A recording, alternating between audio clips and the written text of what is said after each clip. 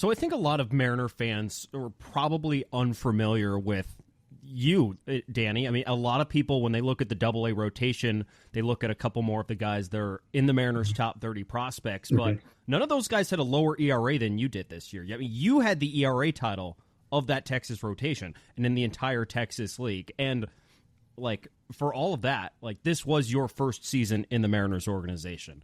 So could you give our listeners a bit of background, if they're not familiar, on your journey to Seattle, like a Spark Notes version of how you got there, because it's a long one.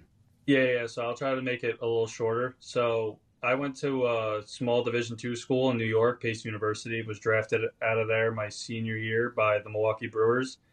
Flew down there, did the physicals, and ended up failing the MRI. No one ever told me what was wrong. So I flew home, went to my doctor, who's actually the Yankees doctor. He looked at it, said everything was fine. A month later, the Texas Rangers called, asked for the MRI, said everything was clean. They flew me down. They were going to sign me. Then they gave me my their own MRI. Failed theirs. They didn't tell me what was wrong. Sent me home. Went to the Yankees doctor, the Mets doctor, and Dr. Andrews. Sent them all my MRIs, and they all said there was nothing wrong. There was no tear. And Dr. Andrews and the Mets doctor said they wouldn't give me surgery. And then the Yankees doctor said, I'll give you surgery, even though there's no tear. So I got Tommy John without a torn ligament in September of 19.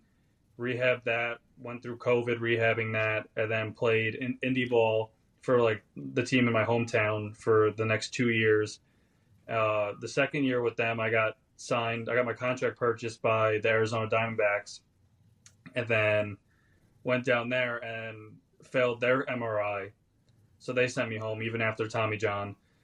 And then went back to independent ball. And then I played winter ball in Puerto Rico in 2023. Ended up going to the Caribbean Series in Venezuela. And then played in a different indie ball league in 23. Went to winter ball again in Puerto Rico. Then ended up finishing the season in the Dominican. And then went back to the Caribbean Series in Miami. Got to play at Lone Depot.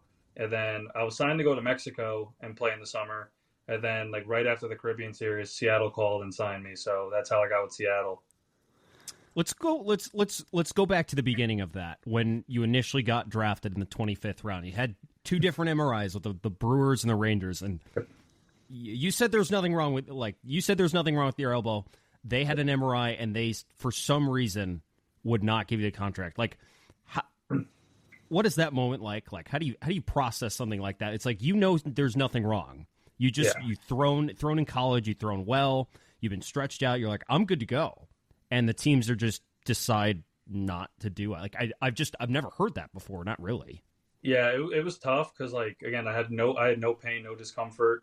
Didn't miss a start. I even came out of the pen like on like some of my bullpen days in college, and like had no issues. And then just hearing all that was just kind of defeating, because it's like, I got like my childhood dream getting drafted and like seeing my name on the draft board and being with an MLB organization, and then kind of just like went away. And I don't know, I was ready to hang it up. And luckily, obviously, you saw like the 90 Feet Away podcast with Eric Holtz.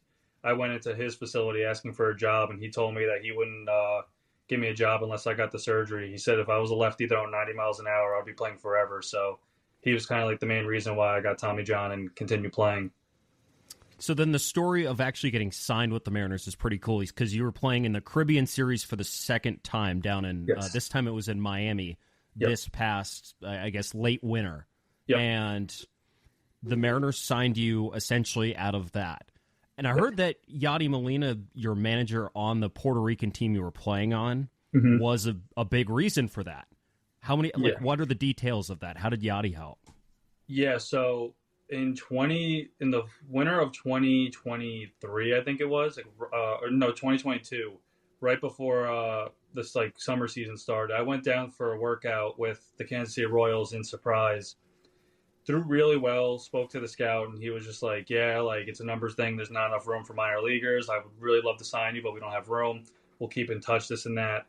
So then his contract ended with Kansas City, and apparently ended up being a scout, like an indie ball scout for the Seattle Mariners. So like, I reached out to him after the Caribbean Series too, and was just like, hey, like, I'm starting to play in Mexico. I really want to, obviously, like, affiliate ball is still my goal. Like, if there's any spots. So I sent them a bunch of video from my time in Puerto Rico, the Dominican, and even the Caribbean series. And he was down in Miami.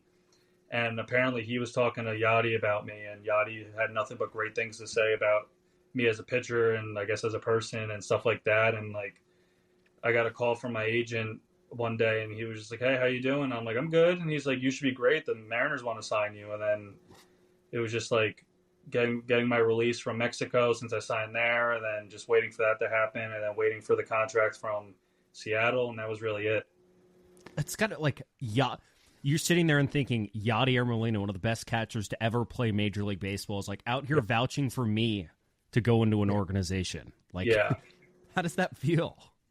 From looking back at it, like where I was, it's like I would never thought that Yadi Molina would be vouching for me. It's just like I would never see that happening, and then like him actually doing it, like I'm very grateful for him. Like I texted him right after I signed. I was like, just want to let you know, like Seattle signed me, and he was like, wish you all the best, like this and that. Go, good luck with everything. And I don't know. I mean, I'm very grateful for him even doing that. Like he didn't have to do that by any means, and for him to see something in me, obviously, is like I really appreciate it. So I'm very grateful for Yadi Molina.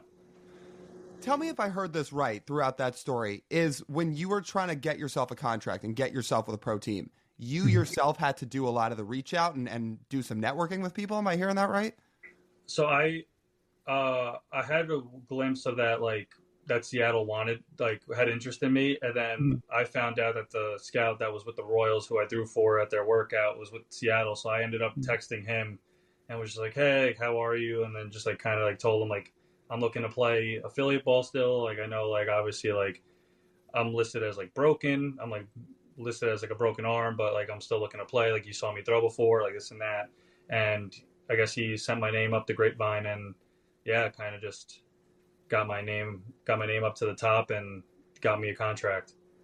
That's so interesting because I almost feel like that's a little bit like how a lot of the top end 5-star recruits have to go about finding a place to play in college, which people probably don't realize that happens in professional baseball. But clearly from you talking about it, it happens. We're sure the top end guys don't have to lift a finger. They get found just from their play. But for somebody like you, or for somebody that's a lower level college recruit that's trying to find a place to play, you have to send all these emails and reach out to all these coaches and network with them and get on the phone with them. Like, did you ever think you'd be doing that in professional baseball?